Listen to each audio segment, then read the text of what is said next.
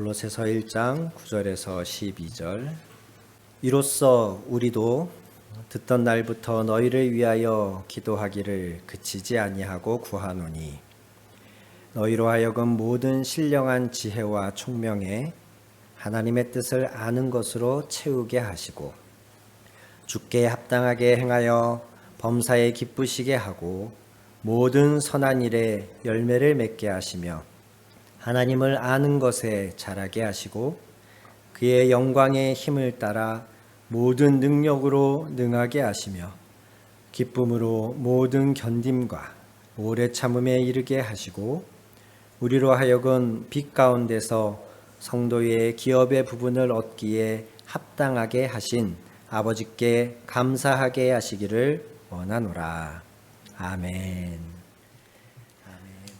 골로새 교회는, 골로새라는 지역에 있는 교회는 바울 사도가 전도하여 세워진 교회가 아닙니다.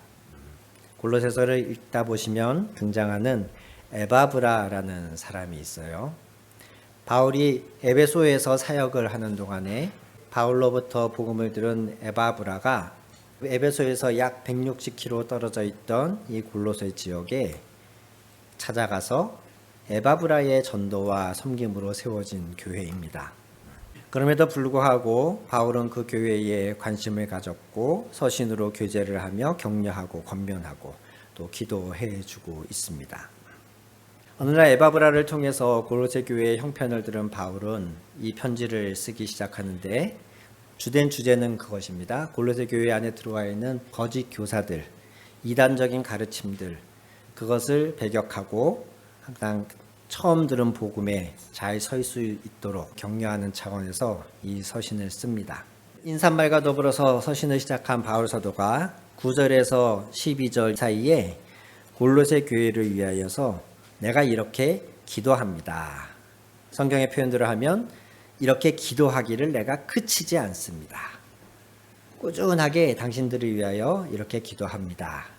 라고 자신의 기도의 내용을 편지에 적고 있습니다. 다른 사람도 아니고 바울 사도가 교회를 위하여서 한 기도라면 우리에게도 유익하지 않겠습니까? 아마 바울 사도가 어디에선가 우리 하늘향 교회의 소식을 듣고 편지를 써준다면 우리에게도 이런 기도를 하고 있지 않을까 하는 생각을 해보면서 골로새 교회를 위하여 하는 바울 사도의 기도의 내용을 오늘날 우리의 기도에 좀 적용하고 이 기도를 통해서 우리가 하나님의 은혜를 받기를 원합니다. 9절부터 10절의 상반절 첫 문장까지만 우리 다시 한번 다 같이 한 목소리로 읽어보겠습니다. 이로써 우리도 듣던 날부터 너희를 위하여 기도하기를 그치지 아니하고 구하노니 너희로 하여금 모든 신령한 지혜와 총명에 하나님의 뜻을 아는 것으로 채우게 하시고 주께 합당하게 행하여 범사에 기쁘시게 하고 거기까지 범사에 기쁘시게 하고까지 읽었습니다. 어느 나라 언어나 마찬가지이지만 한 지역의 또는 한 국가의 언어를 다른 언어로 번역할 때 그 문장의 구조나 뜻을 그대로 100% 다 옮기기는 힘들죠. 성경도 마찬가지입니다.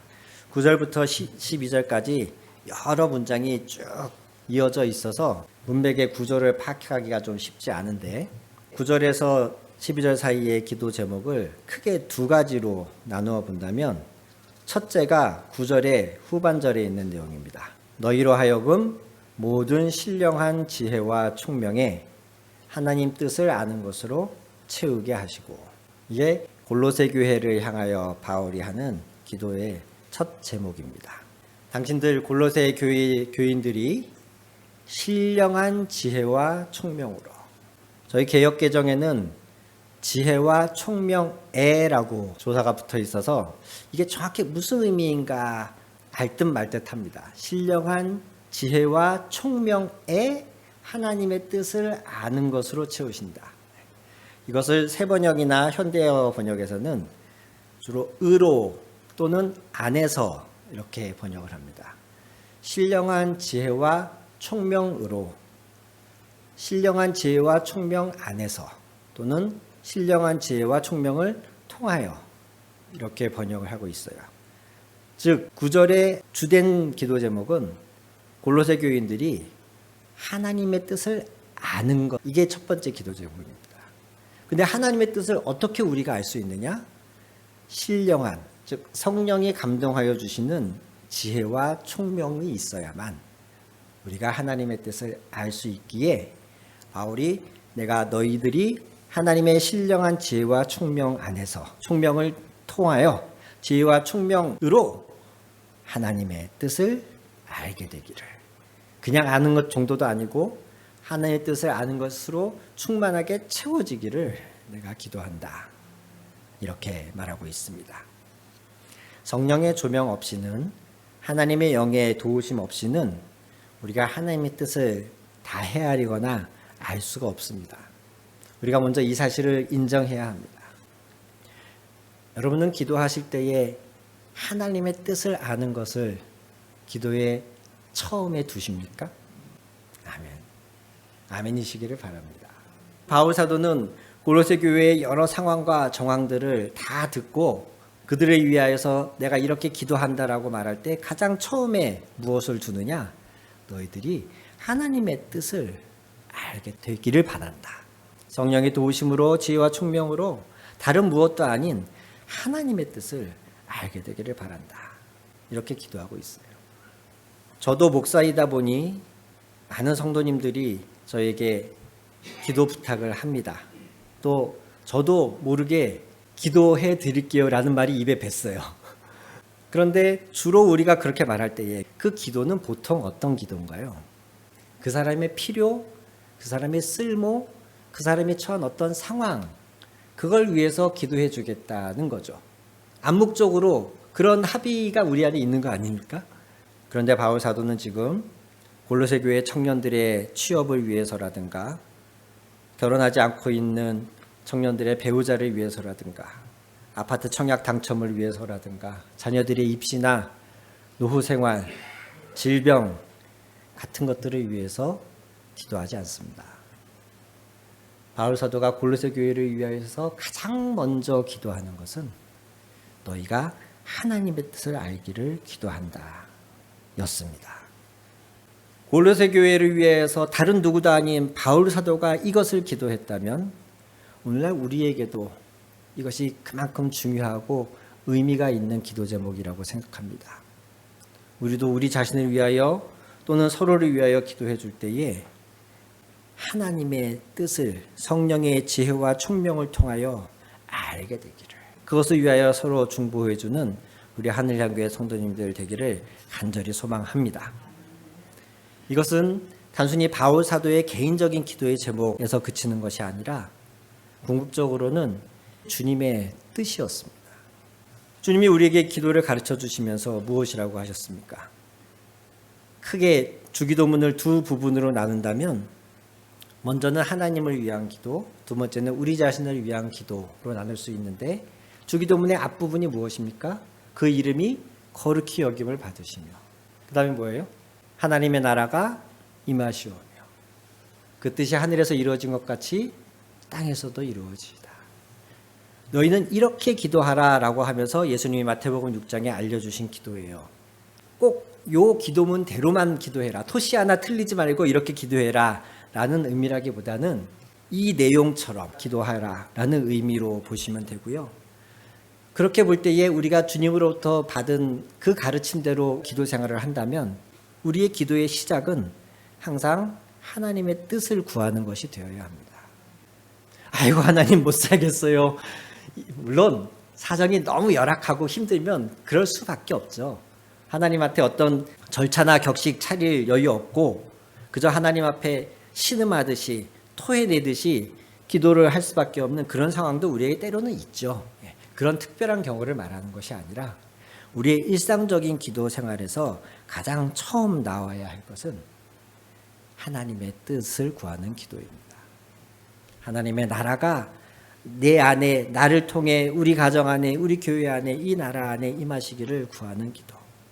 이렇게 기도하라 할 때에 예수님이 그걸 의도하셨다는 것을 기억하는 것이에요. 야고보서 4장 15절에 이런 말이 있습니다. 13절부터 보는 게 좋겠네요. 16절까지 보겠습니다.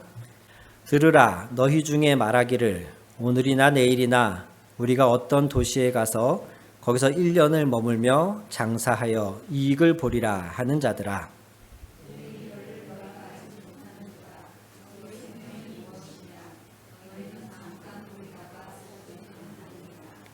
너희가 도리어 말하기를 주의 뜻이면 우리가 살기도 하고 이것이나 저것을 하리라 할 것이거늘 이제도 너희가 허탄한 자랑을 하니 그러한 자랑은 다 악한 것이라. 아멘. 너희 중에 오늘이나 내일이나 어떤 도시에 가서 거기서 한 1년을 어떤 사업을 하면서 어떤 장사를 하면서 내가 이익을 남겨야겠다라고 생각하는 사람들에게 경고하는 겁니다. 지금 이 말이 이상합니까? 누군가가 새로운 지역에서 새로운 사업을 하려는 계획을 세우는 것, 이게 잘못입니까? 이게 죄입니까? 전혀 아닙니다. 우리가 일상적으로 하는 겁니다. 학생이라면 대학은 어디를 가면 좋을까? 전공은 어떤 전공을 하면 좋을까? 미래의 유망한 직종은 무엇일까? 고민하고 생각하지 않겠습니까? 한 직장을 한 10년 다닌 분이면 내가 계속 이 직장을 다니는 게 좋을까? 아니면 이쯤에서 이직을 하는 게 좋을까? 지금 회사에서 명예퇴직을 권하는데 이 퇴직금 받고 내가 지금 새로운 걸 시작하는 게 좋을까? 아니면 끝까지 회사에서 쫓아낼 때까지 내가 버티는 게 좋을까? 우리는 누구나 다 생각하지 않습니까? 야고보서 4장 13절에 어느 도시에 가서 어떤 장사를 하고 어떻게 이익을 보아야지 라고 계획하는 사람은 이 계획 자체는 하등 잘못된 것이 아닙니다. 그런데 한 가지 놓치는 것이 있다는 거예요. 우리가 우리의 생각과 우리의 뜻대로 살아낼 수 있는 존재가 되지 못한다는 사실이에요. 우리의 삶을 주관하시는 분이 계시다는 사실을 이 사람은 인정하지 않고 생각하지 않는 거예요. 차라리 우리는 이렇게 말해야 한다. 이렇게 생각해야 한다. 야고보서 4장 15절에 말합니다. 너희가 도리어 말하기를 주의 뜻이면 우리가 살기도 하고 이것이나 저것을 하리라 할 것이거늘. 무엇을 하느냐보다도 그 전에 주의 뜻을 구하여야 한다는 것이에요. 주의 뜻이면 이것을 하리라. 주의 뜻이면 아니 저것을 하리라. 주의 뜻이면 내가 나아가리다. 아니 주의 뜻이면 내가 여기 멈춰서리다. 나의 삶을 주관하시는 분이 계시다는 사실을 믿고 인정하며 그렇기 때문에 나의 계획과 나의 생각이 있을지라도 그 전에 주의 뜻을 구하는 태도, 우리 안에 이것이 있어야 한다는 것이에요. 바울도 열심히 그리스도인들을 핍박하던 사람이지 않습니까? 열심히 있어서만큼은 누구에게도 뒤지지 않는다고 바울이 스스로 말했습니다. 그런데 그 방향이 잘못됐다는 사실을 부활한 그리스도를 만난 이후에서야 발견한 거죠. 그리고 부활한 예수님을 통해서 그가 자신의 삶의 목적은, 사명은 이방인의 사도라는 사실을 깨달은 뒤에는 그는 이전까지 알고 누리고 자신의 정체성이라고 생각했던 모든 것을 버리고, 그냥 버리는 것도 아니고 배설물처럼 여기고 오직 이 표대를 향하여서 달려간다고 고백합니다. 우리가 우리의 삶에 하나님의 뜻을 아는 것은 너무나 중요합니다. 매 순간 우리의 기도에 하나님의 뜻을 구하는 자세와 마음가짐이 있어야 합니다. 하나님의 뜻은 크게 두 종류로 저는 나눕니다. 하나는 어떤 특정 사안이나 선택 또는 결정을 해야 할 때에 하나님의 뜻이 분명하게 우리에게 알려질 때가 있습니다. 배우자를 놓고, 직업을 놓고, 어떤 중요한 결정을 놓고 하나님께서 이것 또는 저것을 우리에게 말씀하시도록 구하고 하나님이 말씀하시고 할 때가 있습니다. 우리는 주로 이러한 차원에서 하나님의 뜻을 많이 구합니다. 그런데 하나님이 어떤 특정 사안에 대해서 분명하게 알려주시는 경우는 그럴 때도 있고 그렇지 않을 때도 있어요. 하나님이 대답을 안 하실 때도 있어요. 매사에 마치 챗 GPT처럼 하나님께 드리는 모든 질문에 하나님이 척척척척 답을 해주시면 얼마나 좋겠습니까? 그런데 많은 경우에 하나님은 그렇게 하지 않으시더라고요. 하나님은 우리와 하나님과의 관계가 단순히 질문하고 대답하는 관계가 아니고 인격적인 관계가 되기를 원하셔요. 내가 스스로 하나님의 뜻을 찾아가고 하나님께 맞춰가는 그 과정 자체를 원하셔요. 그리고 어떨 때는 하나님 우리를 사랑하시기 때문에 우리에게 그 선택을 맡기시기도 해요. 어떤 중요한 결정을 앞두고 하나님의 뜻을 구하는 기도 우리가 반드시 하여야 하지만 하나님께서 꼭 응답해 주시지 않으실 수도 있다는 사실을 염두에 두고 그러면 우리는 그때는 어떻게 해야 하느냐? 하나님이 알려주시면 순종하면 되죠. 그런데 하나님이 명확하게 보여주시지 않을 때 A인지 B인지 C인지 하나님이 분명히 보여주시지 않을 때 그때는 내가 기도하고 있다는 이 사실 자체가 중요합니다. 딱 부러지게 명확하게 어떤 선택을 할 수 없는 상황에서도 내가 계속 하나님께 구하고 있고 기도하고 있다는 이 사실 자체가 중요해요. 왜냐하면 항상 기도하는 것 자체가 하나님의 뜻이기 때문에 이미 항상 기도한다는 하나님께 내 고민을 아뢰고 하나님께 내 선택을 여쭙고 있다는 이 사실 자체가 내가 하나님의 뜻 안에 있는 거거든요. 그런 가운데에 내리는 어떤 결정은 내가 비록 확신 없이 내린 결정이라 할지라도 내가 좀 반신반의하며 내린 결정이라 할지라도 늘 기도하는 태도 가운데에 결정하고 나아가는 사람은 이미 하나님 뜻 안에 있는 겁니다. 이것이 제가 두 번째 하나님의 뜻이라고 생각하는 거예요. 어떤 사안을 결정하기 위해 우리가 하나님의 뜻을 구하기도 하지만 두 번째는 모두에게 공통적으로 항상 일관되게 주어진 하나님의 뜻이 있어요.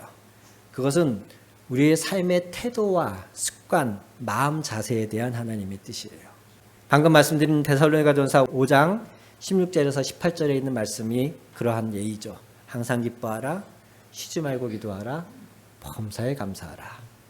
이는 그리스도 예수 안에서 너희를 향하신 하나님의 뜻이니라. 하나님이 명백하게 보여주시잖아요. 나는 너희가 기뻐하고 기도하고 감사하는 삶을 살기를 원한다. 이것은 어느 대학을 갈까요를 선택하는 것보다 사실은 더 쉽고도 더 명확한 하나님의 뜻인데 우리는 보통 여기에는 포커스를 맞추지 않아요. 어느 대학을 갔지만 어떤 직장을 구할지만 고민하고 하나님한테 막 금식하면서 하나님의 뜻을 알려달라고 하죠. 그런데 이미 하나님은 그것보다 더 중요한 하나님의 뜻을 우리에게 말씀하고 계셔요. 항상 기뻐해라. 쉬지 말고 기도해라. 늘 나에게 감사해라. 이것만이 아니고 데살로니가전서 4장 3절에는 말씀하길 하나님의 뜻은 이것이니 너희의 거룩함이니라. 어떤 직업을 선택하느냐, 어떤 배우자를 만나느냐, 내가 어떤 노후를 보내느냐 그런 구체적인 하나님의 뜻도 구하여야 하겠지만 그거보다 더 근본적으로 우리는 어떤 상황에서 어떠한 삶을 살더라도 항상 하나님의 택함 받은 자, 하나님의 자녀라고 하는 이 세상과 구별된 존재라는 이 거룩함을 지키려고 하는 태도로 살아야 합니다. 이것이 이미 우리에게 명확하게 알려진 하나님의 뜻이에요. 하나님을 사랑하고 내 이웃을 내 몸같이 사랑하라. 이것이야말로 예수님이 모든 율법과 선지자의 강령을 압축해서 요약해서 우리에게 알려주신 새 계명이지 않습니까? 이렇게 이미 명확하게 알려진 우리의 마음 자세, 태도와 습관에 관한 하나님의 뜻, 이것을 우리가 먼저 취하고 먼저 그 하나님의 뜻 안에 거하기를 노력하고 소원하는 가운데에 일상의 구체적인 선택과 기로에서 하나님의 뜻을 구하는 태도, 이것이 그리스도인에게 있어야 할 가장 중요한 기도 제목인 줄로 믿습니다. 두 번째 기도 제목을 바울이 말합니다. 10절의 앞부분입니다.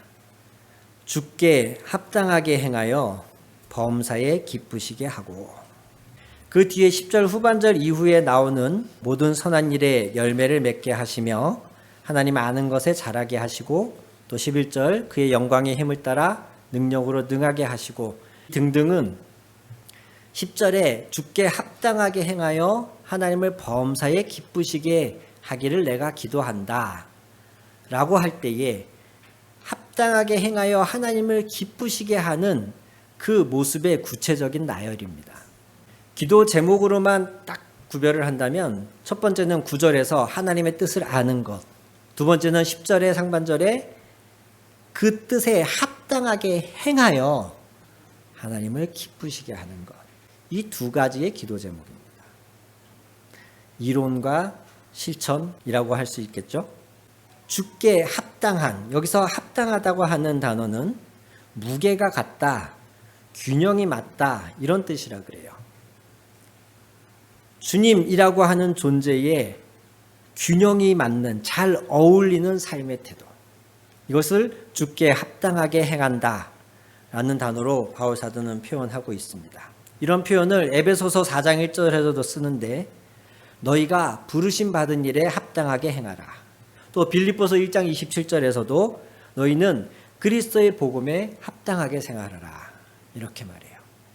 하나님의 자녀, 그리스도를 주로 모신 자, 복음을 받은 자, 누리는 자에 합당한, 그것에 어울리는 삶의 태도, 행함, 그것이 하나님을 기쁘시게 하는 것이며 우리가 기도해야 할 두 번째, 또 바울이 골로새 교회를 위하여 하는 기도의 두 번째 제목입니다. 로마의 황제 중에 티베리우스라고 하는 황제가 어느 날 재미있는 보고를 받습니다. 한 병사가 이름이 티베리우스라는 이야기를 듣습니다. 자신과 동명이인인 거죠. 흥미가 생긴 티베리우스 황제는 그때부터 병사 티베리우스에 대하여서 시시각각 보고를 받았습니다. 들려오는 소리가 별로 좋은 소리가 아닙니다. 몇 번 그 병사에 대하여 부정적인 보고를 받은 티베리우스 황제는 어느 날 직접 이 병사 티베리우스를 찾아갑니다. 그러면서 이렇게 말을 했다고 하죠.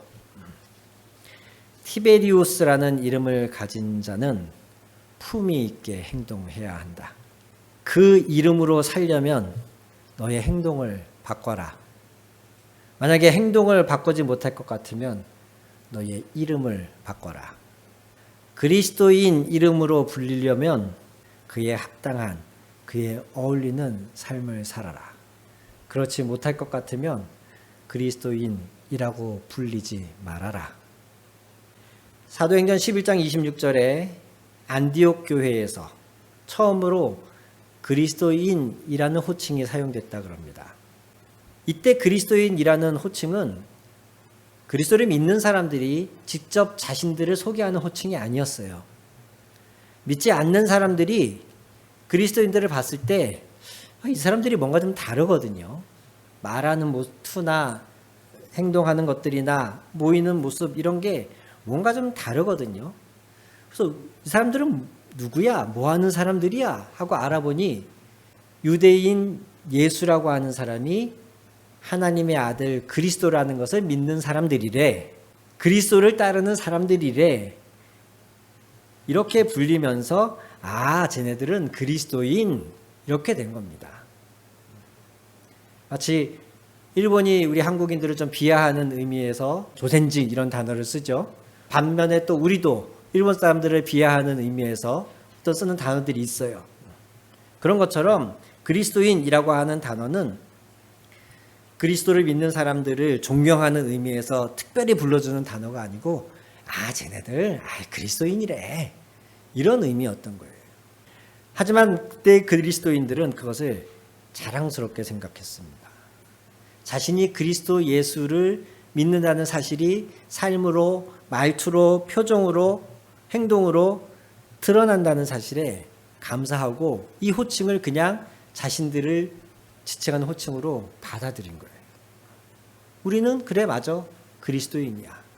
예수를 그리스도라고 믿고 따르는 사람들이야. 자기들이 그렇게 소개하지 않아도 자기들로부터 풍기는 기운과 삶의 태도, 말투 등으로 인해서 주변 사람들로부터 그리스도인이라고 불리웠던 안디옥 교회 사람들. 그에 비해 우리는 어떻습니까? 내가 말하지 않아도 내 이웃이, 내 직장 동료가 나를 그리스도인으로 알아봅니까? 그리스도인답다고 이야기해 줍니까? 내가 너 같은 사람만 있다면 당장이라도 교회에 나가겠다. 혹시 이런 얘기를 들으신 분 있으십니까? 바울은 두 번째 기도 제목으로 너희가 하나님의 뜻을 알았다면 이제는 그것에 합당하게, 주께 합당하게 행하여서, 행동하여서 삶으로 그것을 살아내서 하나님을 범사에 기쁘시게 할 수 있기를 내가 기도한다. 이렇게 기도하고 있습니다. 사랑하는 성도 여러분, 설교의 서두에 말씀드렸듯이 다른 누구도 아닌 바울 사도가 교회를 위하여 기도할 때에 이 두 가지를 이토록 간절하게 기도한다면 오늘 우리도 우리의 기도를 좀 바꿔야 할 줄로 믿습니다. 제가 저희 교회에서 설교할 때 이미 몇 번 예시로 제시한 적이 있는데 중국에 단기 선교를 몇 번 간 경험이 있고 그중에 한 조선족 교회에서 청년들과 예배할 기회가 있었습니다. 저희가 주로 겨울에 갔기 때문에 새해의 신년 기도 제목 또는 신년 무슨 특별 예배 이런 순서들을 같이 하는 경우가 많이 있었어요. 어느 교회에서 그 교회 청년들의 새해 기도 제목을 쭉 프린트 해가지고 나눠줬던 것을 제가 본 기억이 나요. 어떤 기도 제목이 있었을 것 같으세요? 중국에서 거주하는 조선족 청년들의 기도 제목입니다. 우리 한국 교회의 신년 기도 제목을 생각해 보시면 거기에는 정말 꼭 이루고 싶은 하나님이 응답해 주셨으면 하는 다양한 바람과 소원들을 우리가 담잖아요. 신년 기도 제목에는 올해는 꼭 저희 딸이 결혼하게 해주세요. 이런 비슷한. 그런데 제가 그때 조선족 청년들의 기도 제목을 보고 깜짝 놀랐어요. 한 15명 정도 되는 명단이 쭉 있었던 것 같은데 그중에 자신의 취업이라든가 건강 등을 위해서 기도하는 기도 제목은 2-3명밖에 없었어요. 나머지 대부분의 청년들의 기도 제목이 뭐였냐면 올해 새롭게 개척하려고 하고 있는 지교회가 잘 세워지게 해주세요. 내가 항상 그리스도인답게 우리 중국이라고 하는 상황에서 너무나 힘들고 어렵지만 그리스도인답게 믿음을 잘 지켜서 살아내게 해주세요. 올해는 꼭 제가 목표로 한 이 사람들을 전도할 수 있게 해주세요. 한 2-3명의 청년들을 제외한 나머지 대부분의 청년들이 전도와 선교와 교회와 그리스도인다운 삶을 위해서 기도하고 있더라고요. 무엇을 먹을까, 무엇을 마실까, 무엇을 입을까 염려하지 말라고 예수님이 말씀하셨어요. 이미 그런 것이 우리에게 다 필요한 줄 하나님이 아신다 그러셨습니다.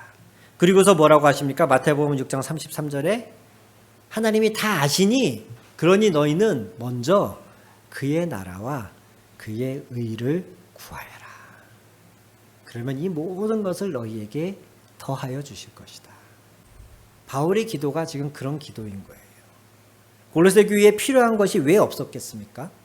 그들의 쓸모가 무엇인지 바울이 몰랐겠습니까?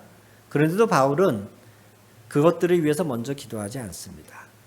먼저 그의 나라와 그의 의를 구하는 기도. 골로새 교인들이 하나님의 뜻을 잘 알고 그것을 삶에서 잘 실천하기를 바라는 기도가 바울 기도의 첫 번째 기도였던 것이에요. 오늘 이 바울의 기도에 우리의 기도가 영향을 받아서 나 자신부터 시작하여 우리 교회가 더욱 하나님의 뜻을 잘 알고 그것을 아는 것에서 끝나는 것이 아니라 삶으로 행동으로 살아내기는 것, 그것을 가장 먼저 구할 줄 아는 저와 여러분 우리 교회가 되기를 간절히 소망해 봅니다. 그렇게 할 때에 이 모든 것, 우리에게 필요한 쓸모까지도 하나님이 우리에게 더하여 주실 줄 믿습니다. 하나님의 뜻을 아는 것과 행하는 것, 이것과 비교할 다른 기도 제목이 우리에게 없습니다. 바울 사도가 지금 옥에 갇힌 채 이 서신을 쓰고 있거든요. 이렇게 긴박한 상황 속에서도 바울이 골로새 교회를 위하여 이것을 기도한다면 오늘 우리에게도 이 기도가 다른 무엇보다 가장 중요할 것이라고 여겨집니다. 여러분의 기도를 좀 바꾸십시오. 어디에서 그런 글을 봤거든요. 기도의 수준이 신앙의 수준이다. 우리가 무엇을 구하는가를 보면 그 사람의 신앙의 수준이 어떤지를 알 수 있다는 거예요.